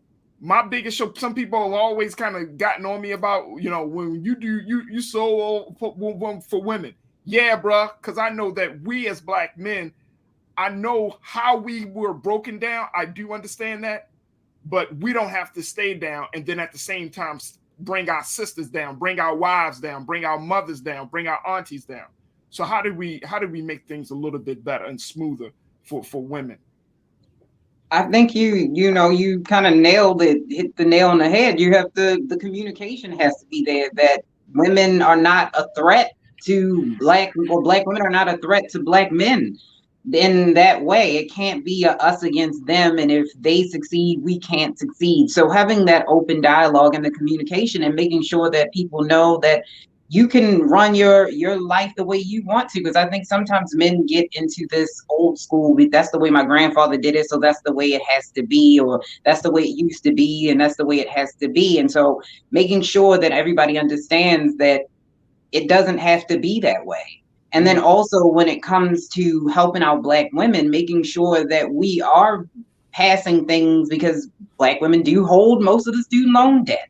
So making sure that there are bills and things to help Black women with student loan debt, making sure that Black women who are the fastest growing entrepreneurs or the business owners, making sure that they're getting support. We're seeing more and more companies that are offering them loans and offering them grants, but we need more of that. And we need people to go out and support. If you see that there's a Black woman or Black owned business, make sure you support that business and you share it. And not just sharing a business because the person is Black. I want to make this very clear. You share the business because the business is good and it just so happens to be owned by a Black person or a Black woman, because that's how you are able to really make things move forward, so that people know that there's really, really great Black women or female business owners that are doing great things. So making sure you have the open communication, dialogue, and support amongst the community. And I think that's what will try to start to move us forward. I love it. In this world. Yes, ma'am. Can I add two things? Sure, please. One, it was the Black women during the suffrage movement, right, that made sure that Black men were no longer counted as 3/5. Black women did that to make sure that we all had the ability to vote as whole human beings. I don't know the name of the male suffrage movement that did that. It's the Black women, right? And you know, we're making sure that we're highlighting. We're making sure we're highlighting I can't even think of the baby, the Susan B. Anthony's, I think it's the other white one, but it's Ida B. Wells, her brains and intelligence, and all the other Black women that were backing them. That's what really pushed it over the edge. And even once we did that, they still tried to put us in the backseat. They were like, all right, we got here, y'all still Black women, y'all can sit in the back. But you use our brains and intelligence to get you where you are. Right, and not even our brains too, our DNA. Right. Henrietta Lacks. Yeah. They still making profits. John Hopkins still making profits off of her, literally. Right. Right. And so I think that the one thing that we have to do to make sure that we continue to make sure that we're making space for ourselves, because nothing moves in this country except through laws and legislation. So we need to make sure that we have more Black women represented from the federal level all the way down to the local school board level, to make sure that we have somebody that is speaking out on our behalf and on behalf of our families and our babies, so that they know. And let me just put a side note: all skin folk ain't kinfolk. I'm gonna say that, right? And I'm gonna right there. But also making sure that we have people that truly understand the journey, the struggle, and have not just empathy but sympathy for what we're going through, what we've been through, and where we want to go. Black people not sitting around, contrary to what most people believe, we're not just sitting around just trying to collect a check. When y'all run them food stamp numbers, we not at the top of the charts. Okay, Black people ain't at the top of the charts. Say that. And then the other thing too is making sure you are intentional. Black people outspend every other demographic. We run this country through our dollars, not just through our dollars, but through our votes. So if we're not being intentional on making sure we are spending our money in our community, we're going to keep having this conversation because we're not being intentional. Now, we'll go into a store and let a white company or a white establishment disrespect us and our dollar, which is our voice and our vote, and keep coming back. But let you go into a Black establishment and they are late for whatever reason, or they're behind. You want to drag that individual, you want to drag that company, but you don't go back to support them. And then you're back in the same cycle, fussing about what's not right with your community, what Black people are not doing. You did not take the time to say, hey, brother, hey, sister, this was my experience. This is how you can improve. And making sure that, I'm going to come back and I'm going to bring somebody with you so that we can go through, what customer service should look like, or whatever the experience is, how you can come back to support. Because one thing that we don't do is be intentional on making sure, or what we haven't done. I won't say what we don't do. What we haven't done on a consistent basis is making sure that we come back to support other Black businesses. And we really do have to realize that money is printed in this country. Go straight down $2.95 to the Mint. Go ahead. And so you don't have to overdo or overshadow or outshine somebody else, or be the gatekeeper and not let other Black people to the table. You can share the wealth because we print our money here. Chantel, I couldn't have said it better myself. I am just so grateful for your time today because I think you gave a perspective, but most importantly, you've inspired a lot of us to think differently about the role of Black women, even though Black women are behind, economically, according to the reports. Y'all are far ahead, and there's no doubt that y'all will continue to pull ahead. And look, you got our full support on this side, on this platform, on this network, because I know without a shadow of doubt, as long as I've been doing media work, there's nobody more loyal to listening or watching you than Black women. I know that. I absolutely know that. And so it would be absolutely insane for me to not just speak to your interests, but to create a space where these conversations could happen. So I'm just grateful, and I thank you so much, Chantel, for your time today. Thank you for what you're doing for other sisters. Absolutely. Because these sisters right here, Lisa and Iman, they're gonna keep me in check, Chantel. They're gonna remind me. Listen, I don't mind gathering him. Let's get it together. It's appreciated. And then I got the other one who's not on here. She will keep me in check as well. My wife. Right. So that's all good. Chantel Klee, who serves as the executive producer for Klee Production. You can find her on Instagram and Facebook. But Chantel, thank you so much. We'll certainly bring you back here on The Culture on the Black Star Network. Appreciate you. Thank you for having me. Absolutely. Folks, we got to take a quick pause. When we come back, let's talk about what Instagram is doing to benefit Black content creators. We'll have that. And of course, trends, posts, and doing the most. Stay with us. It's the culture on the Black Star Network.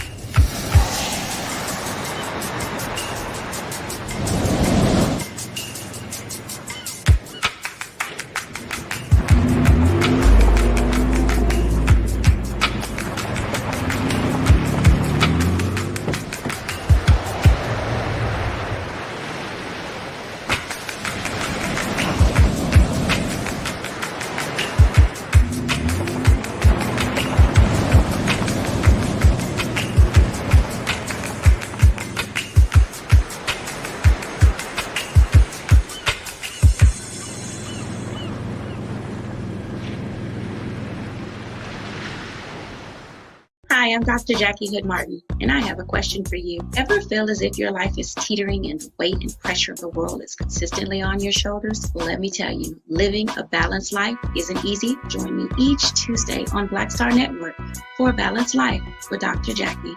We'll laugh together, cry together, pull ourselves together, and cheer each other on. So join me for new shows each Tuesday on Black Star Network, A Balanced Life with Dr. Jackie.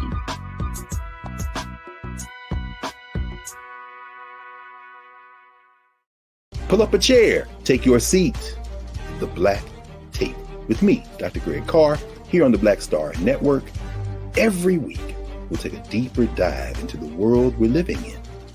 Join the conversation only on the Black Star Network.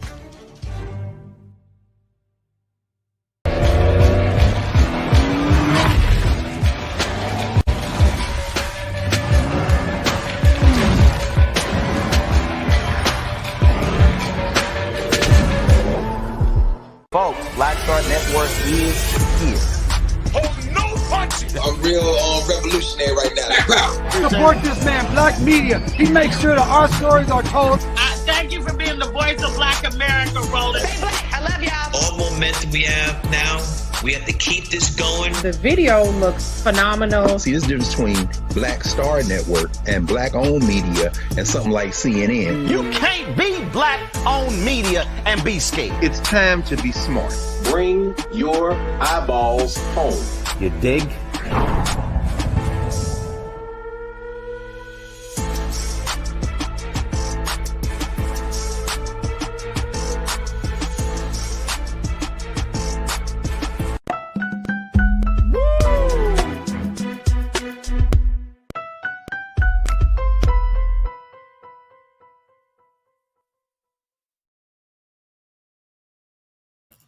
Folks, thank you so much for joining us here on International Women's Day. Now, I want us to have a conversation about technology, as we know that oftentimes Black folks are not a part of the conversation when it comes to social media and the impact of social media. Recently, we saw that there have been a number of Black content creators that have decided to take their talents and move elsewhere because they found that the current platforms, Instagram, TikTok, any of those social media platforms, those platforms have not accurately put out their work, and most importantly, have not paid them well for their work. There was a study that was recently done it was published by a communications company by the name of MSL, and they did this study that was published in December of last year.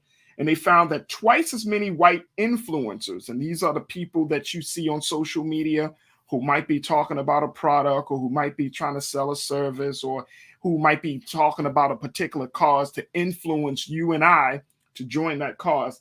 twice as many white influencers are making upward of $100,000 a year as are Black ones who are making similar content to similar sized audiences. Now, this report that was also done with an educational organization by the Influencer League found that the report also found that a 29% pay gap, 29% pay gap between white creators and all creators of color. So how are we planning to address this issue? Well, two sisters, two Black women. I told you this is going to be all about Black women and all about women today. Alexis Michelle Ajayi and Cameron Boyd, two Black women who are data analysts and engineers for Instagram. They brainstormed and created the label for Black influencers to ensure that Black creators will make a living off the trends and content they create through social media. And so Cameron Boyd, who is a graduate of Spelman College, she went on to say, quote, "We want to ensure that as Black creators' content is being distributed as it already is, they are getting the proper attributions so that they have the opportunity to get all of those growth and monetization and career starting opportunities like their contemporaries are. It's really critical as we're moving toward this new age where creators are so important and creators are really able to use their craft to support themselves in their lives, that Black creators are getting the same opportunity as they're already creating the content." I want to bring back my culture crew, Iman Heath, Lise Winnie. Lise, you know about this. One of the big things that these social media platforms are really trying to figure out and deal with is how to create a safe space, a welcoming space for Black content creators, because simply Black content creators are driving the sales of ads. They are bringing people to these platforms, but they are also not the most respected of the content creators either. I agree.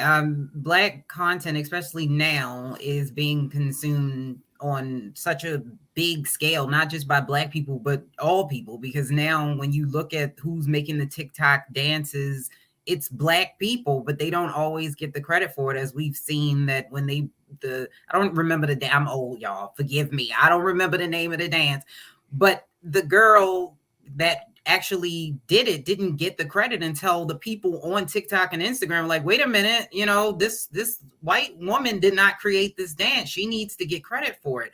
So we do need to make sure that not only do platforms understand that Black people are definitely driving a lot of the sales and they're driving a lot of the views and the impressions, but also understanding that you have to make sure that they get recognized and get compensated for the things in their contributions. And this is business. It's the business world where we're seeing that its ugly head, where a lot of the times Black content is seen as less than. They put it in a genre. Oh no, that's just for Black people. And then we've seen this for years and years and years, that Black music has been ripped off and then remade by a white person who got way more credit for it. So hopefully that companies will start to understand that you cannot devalue Black content and Black people. No, you can't devalue Black content and Black people, Iman. Because we gotta make sure we be a part of the team. We have to make sure we use the hashtags or the accessible resources that they're giving us now. We also got to remember that part. They can give it to us, but we got to use it as well. And like Lise was saying on TikTok, I believe you're talking about the dance with Megan Thee Stallion dance with Cash something. I know exactly what you're talking about. Let's go with that. Huh? Let's go with that one. Yeah, we're gonna go with, I think that's what you're talking about. Yeah, they wound up getting their credit for it, but after everyone made a big deal about it, so we just got to keep that ball rolling. It's a good ball. It's moving, but we just got to keep it rolling. Don't forget to add those hashtags and whatnot when Instagram does give those like buy Black. I don't know if you want to call it I don't know, the hashtag or what they call when you press that little paper thing in the corner, but we got to use it. Got to use it. Yeah, I mean, and I think that it's not just about a hashtag as much as it about creating awareness, right? It's just as important about in a few moments, and Keenan, if you can pull up that, I want the people to see these two dynamic sisters they're changing the game at Instagram. Because let me just tell y'all, folks, women, particularly Black women, are not in those tech spaces to think about Black content creators. I always go back to this. When you go on social media, this is the mind of white men, young white engineers, brilliant, but they're not thinking about Black content creators. The algorithms don't think about what we as a people in our culture. It doesn't take those things into consideration. A lot of us don't even understand what the algorithm is. I just caught on to what the algorithm is and learned about it, I want to say the beginning of December, just catching on to the trends and the reels and the certain sounds to use and what time to post and what hashtag to use and what order. It's a equation to it all. A lot of us don't even know. So like you said, we need to be more considerate of those Black content creators who don't get thought about because of who engineers the platforms. No, absolutely. And those content creators, Lise, I mean, when we're talking about the dollars and cents, I mean, if white content creators are getting upwards of $100,000, twice as much as Black content creators, pretty much for the same content, that's a huge disparity. That's a huge problem. And, I know one thing that Brother Roland talked about was, going to Fanbase and using that app. But again, a lot of times we're not going to go to those alternative spaces, Black-owned spaces, because why? We don't believe that the quality is there. We don't believe that the capacity is there and all of those things. And so we come back, we might jump off for a minute and be like, oh, no, I'm going back to Instagram. I'm going to get more likes on my pictures for that one. Or I'm going to go back to Facebook. And it's fine. And we want to do it, but we can't give up the ball. We can't stop pushing for diversity. We can't stop pushing for Black content to be out there on the forefront. Yeah, I agree with you 100%. When you look at it's not even just, I think, the Black apps, because unfortunately white and Black people alike devalue Black things. So if it's Black owned, we look at it slightly differently. We look at it with the side eye. We think you can get a discount if you walk into a Black establishment, or it's not worth whatever the product is that they're selling. So I do agree with that, I think. But also, when you're looking at influence, you need the bigger stars and influencers in order to get on those apps. It's going to be very hard for a Black influencer, because if they are making money, now that most of them aren't, for them to give up that paycheck in order to move to the next apps without a guarantee that they'll be able to make any money at all. So it does take the people at the top when it comes to influence in order to make a difference when it comes to apps and getting people on those apps. But when you talk about engineering and getting into IT, we do need, and this is again making sure that the girls, Black women and Black men and boys know that this opportunity is out there. If you don't see anybody doing that, you don't know that there's an opportunity to do it. So making sure that our children also get that exposure so that we can sit in those seats. Absolutely. Before we wrap up the segment, Keenan, if you could please pull up, I just want to see, look, these are the two sisters behind this effort. These are the two sisters behind this effort, folks. Data analysts for Instagram. They look so relatable. Like they look like, you know what I mean? Right. They look like somebody you have a glass of wine with, right? Yes. Pour the tea, sis. Absolutely. But this is Sister Cameron Boyd. And this is, let me make sure I get the other sister's name, Alexis Michelle Ajayi and Cameron Boyd. So these are the two women, data analysts, engineers for Instagram. These are the two women behind making sure that Black content creators are getting their proper respect and getting the money for their content. Black women being the backbone yet again. You got to be at the table. Look, let me tell you. If never crap on someone who wants to get into the tech space, especially Black women.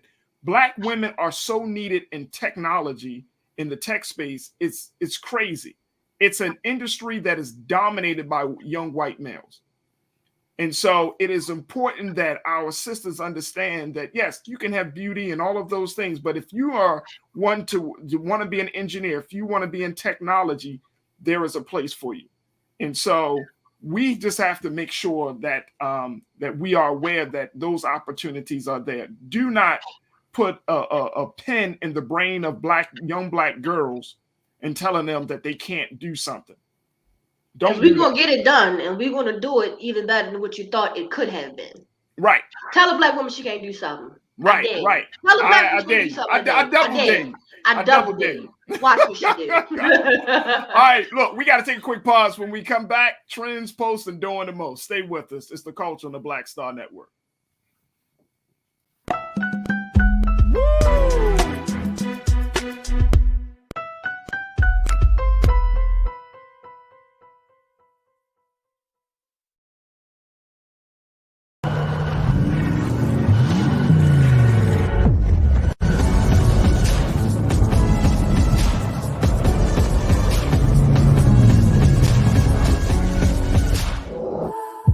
Don't you think it's time to get wealthy? I'm Deborah Owens, America's Wealth Coach, and my new show on the Black Star Network focuses on the things your financial advisor or bank isn't telling you. So watch Get Wealthy on the Black Star Network.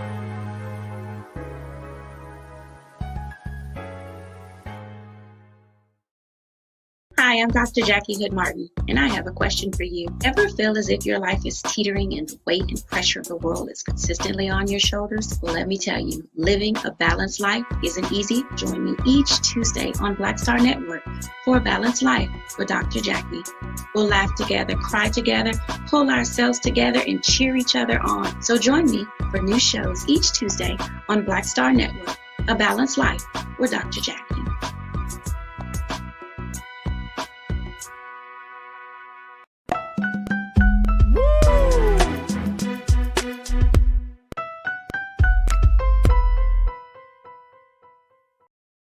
All right, folks, we're continuing to celebrate women today, as it is International Women's Day. And for today's trends, posts, and doing the most, what better way than pulling up something that's trending right now? Zoe Kravitz, folks. Zoe Kravitz. This is the daughter of rocker Lenny Kravitz and actress Lisa Bonet. And when y'all see a picture of Zoe, y'all gonna say she looks just like Lisa. First, let me bring my crew back. Look at she looks just like Lisa Bonet. She is beautiful. This is for a Batman movie. Come through. Right. Come through.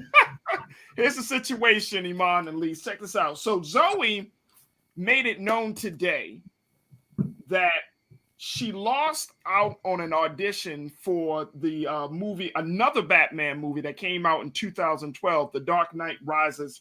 The Dark Knight Rises. The reason she said that she lost the audition or she didn't get the part, and she was not trying to get Catwoman in that movie or anything, but she just wanted to be in a film. She said because they told her she was too urban. Her skin color wasn't right. For Zoe Kravitz? Like, what is Zoe Kravitz? Look, and just 10 years ago, this ain't like her skin color wasn't right. Wow. Lise, I know she's lighter. She at least lighter than Lise. I know that.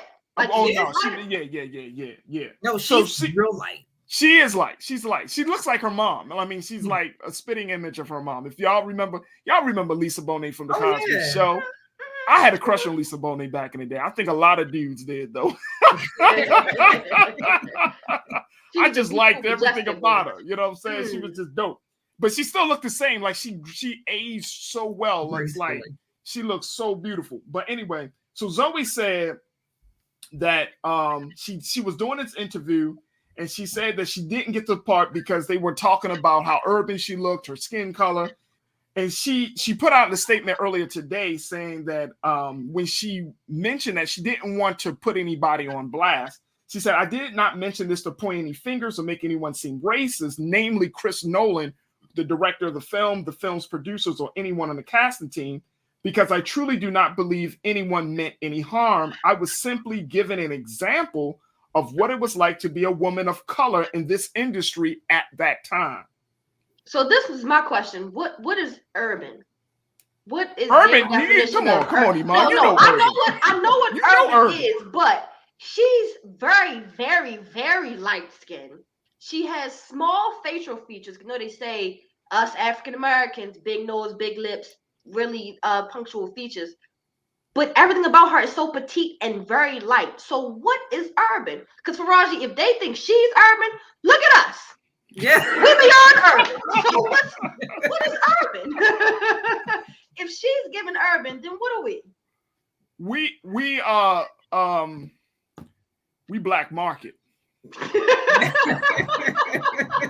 We underground. We underground. We're not even seen right now. It's like take your ass.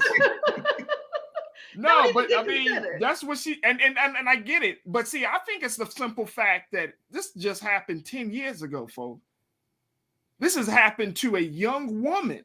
This wasn't like now, if it happened to Zoe Kravitz, who is still an emerging star, like Batman right now is bringing in crazy amounts of money. Mm-hmm. Like she's getting rave reviews as Selena Kyle in Catwoman right now, right?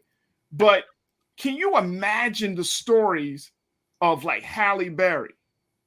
Can you imagine the story of like one of my favorite actresses, Angela Bassett? Viola Davis. Oh my gosh. Yeah. Viola Davis, who is the dark woman, yeah. Right? And I mean, I'm sure she has been told some crazy stuff in her years being a part of the industry. And she's gorgeous. She's absolutely beautiful. And like Viola Davis opens the door for Lupita Nyong'o. Mm-hmm. Mm-hmm. You know what I'm saying? Mm-hmm. So that colorism in that colorism situation is still a big thing. But that's the part for me, Lisa, about this story that I'm just like blown away. I'm like, yo, this is just 10 years ago. This wasn't 25, 30 years ago. This is 10 years ago. And she was a young woman. Yeah, she's almost clear, and you're telling me she's urban. So I was like, I'm urban, I'm good, like because of my skin complexion. And this is interesting because her mother is biracial, her father is biracial. So if this is the way that they're treating people that look like Zoe Kravitz, like you said, I can only imagine what people like Viola Davis have to deal with. And then, Cheryl Lee Ralph came out recently and said she was talking to a casting. Let's just fire all the goddamn casting directors, because apparently it's a problem with the casting director. Because she came out and she said that a casting director told her, like, you're a beautiful black woman, but what do I do with you? I can't put you on screen with Tom Cruise. You couldn't kiss him. Who would watch that film? Oh, and wow. This is recent?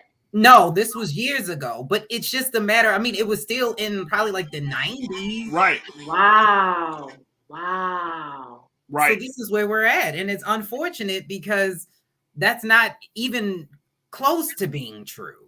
Like, so I don't know what we need to do. Like I said, maybe let's get some more black people in those casting roles so that we can try to change the narrative of what it even means to be black. Like, let alone just talking about the colorist side, but what does it mean to be black? Because I think we also need to expand that as well. Like we joke about, I said she was clear, but she's no less black than I am. So imagine the brown paper bag test, though.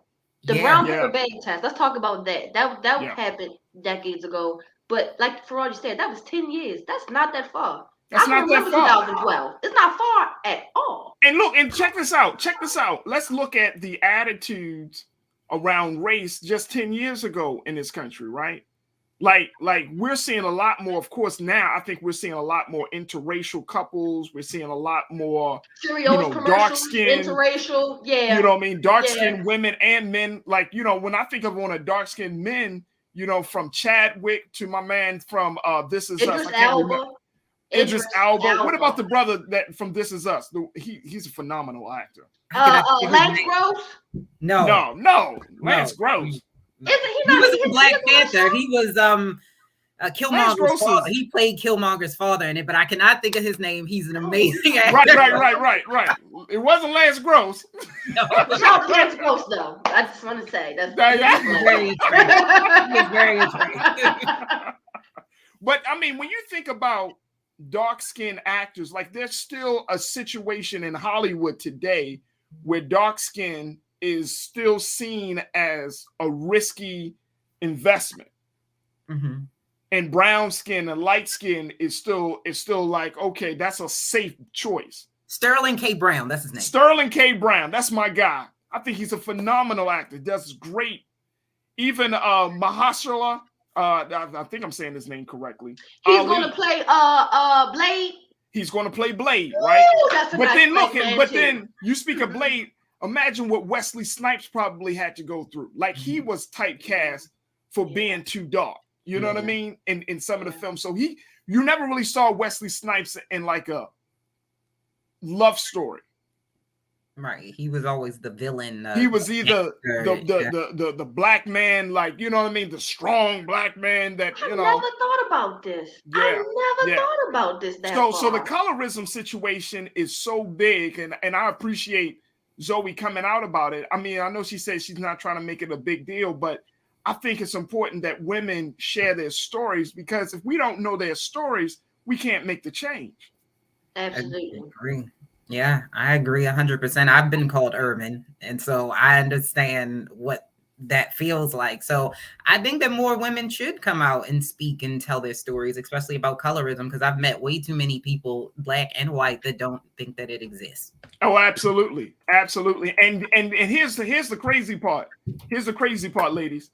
If we, as the consumers of film and television, if we get caught up in colorism, then that's why these big movie production houses, they can do what they do. They can say certain things to certain actors and actresses because they say, "Oh no, but the people, the film goers, they don't like that." So they hide behind us. So we have to make sure that we're not putting in ourselves in the way where we need a light skin or a dark skin actor, unless you're playing a role like a biography or something. You're trying to get close to it. Right. But let's keep it real. Denzel Washington does not look like Malcolm X. Listen, not at all. And I can keep it real. Black Hawk and Hawkeye becoming Captain America. I'm going to be honest. Even as a black person, can we keep Captain America white? Like I don't like the. No, that's a whole different. Yeah, that's a different conversation. That's a different conversation. Okay. Because I don't like it. I don't really like it. I'm sorry. Even as a black person, I'm not feeling it. That's a different conversation, ladies. We gotta go. But I truly appreciate y'all. Lise Winnie, Iman Heath, thank you so much for joining us. I always appreciate the conversation on Tuesdays. So thank you again for joining us. Again, happy International Women's Day, sisters. Y'all continue to be great in everything y'all do. Thank you. Thank you. All right, folks, that's going to do it for us. Big shout out to Zoe. Big shout out to all the women. We thank Chantel. We thank Ashley. Thank you. All of the ladies out there. This is your month, but if you're doing some really incredible things, you know what? I would love to hear your story. So just email me at faraji@blackstarnetwork.com, FARAJII@blackstarnetwork.com. Also, you can find me on Instagram at Faraji Muhammad, on Twitter at Faraji Muhammad, FARAJII. You see my handles right there at the bottom. But I would love to hear the stories, and I just want to make sure that we are creating a platform for women. Big shout out to my wife. She's the one that's behind this whole thing called I Call Her Queen. Got merch. She does art. I mean, she does phenomenal things. She is a phenomenal woman that's doing a lot of things. She's an educator. You know, we have her here on the show. But, you know, I mean, it's amazing just to be in support of her and the work that she's doing. So check the website at icallherqueen.com. if you want to get some more information about the many works that she's doing. But to all the women and to all my sisters, to all the ladies that make this production great, thank you. Shannon, thank you so much. The team, thank you so much, Shayla. I mean, it's just a phenomenal experience when you can support women and everything that they do. And just be sure, the Culture and Black Star Network are here for the ladies. I'm serious. We are here for the ladies to get your stories out, to be heard, to be seen, and to definitely reshape the culture. All right. Also, make sure you support us at blackstarnetwork.com. You can show your support by Cash App, PayPal, Venmo, Zelle, all of the good stuff, folks. Definitely show your support for Black-owned media. We need you. We appreciate you. And we do all of that we do just for you. So make sure you go to blackstarnetwork.com and download the app for free. Tell your friends and family about it. And let's continue to push forward for Black-owned media. That's going to do it for me. Stay tuned at the 6 o'clock hour. Roland Martin Unfiltered. As always, never be afraid to challenge what's wrong. Stand for what's right while being yourself in the process. God willing, we'll talk tomorrow for another exciting edition of The Culture right here on Black Star Network. Happy International Women's Day. Peace.